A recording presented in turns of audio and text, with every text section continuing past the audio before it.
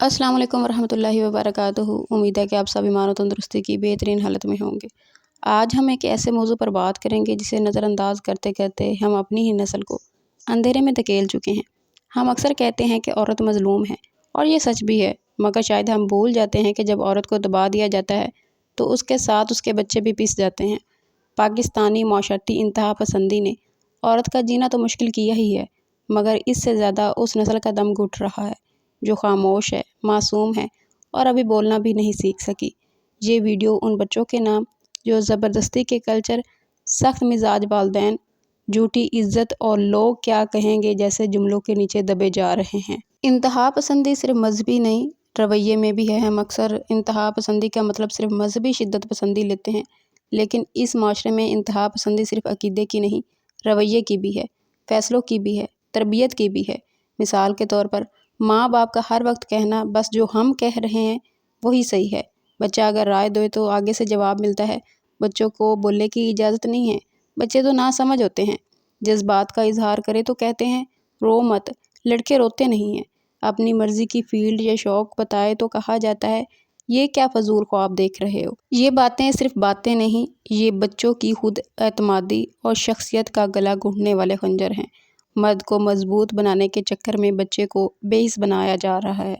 हमारे यहाँ लड़कों को सिखाया जाता है मत रो, जज्बात ना दिखाओ, अपनी मर्ज़ी ना करो, मर्द बनो। और मर्द कभी कमज़ोर नहीं होता।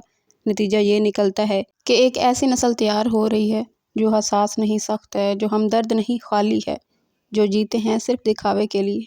यही बच्चे बाद में शोहर बनते हैं, बाप बनते हैं और फिर वही ज़ख्म आगे मुंतकिल करते रहते हैं। ये नस्ल इमोशनली डेड हो रही है और हम उसे महज़ब समझ रहे हैं। बच्चों पर गैरत के नाम पर पाबंदियाँ इस तरह लगाई जाती हैं कि बच्चियों को सिखाया जाता है कि ऊंचा ना हंसो, बाहर ना निकलो, घर की इज़्ज़त तुम्हारे हाथ में है। ये सब बातें सच भी हो सकती हैं अगर इनके पीछे मोहब्बत हो, शऊर हो, नरमी हो, मगर जब ये सब इंतहा पसंदी के साथ कहें तो बच्चियाँ डर जाती हैं, चुप हो जाती हैं, मर जाती हैं अंदर से। उन्हें लगता है कि वो सिर्फ ज़िम्मेदारी हैं, इनकी ज़िंदगी इनकी नहीं, ख़ानदान की इज़्ज़त का बोझ है। नतीजा ये निकलता है या तो वो हर वक्त खौफ में जीती हैं या फिर बगावत पर उतर आती हैं और माशरा उसे बदकिरदार कहता है। हमारे माशरे में बच्चों को कंट्रोल करते करते उनकी तालीम, मर्ज़ी, शौक़, हर चीज़ को मार दिया गया है। हज़ारों बच्चे हर साल वो मज़ामीन पढ़ रहे होते हैं जो इन्हें पसंद नहीं, वो ख्वाब तर्क कर चुके होते हैं जो इनका दिल चाहता है, वो दबाव सह रहे होते हैं जिससे इनकी ज़हनी सेहत तबाह हो रही है।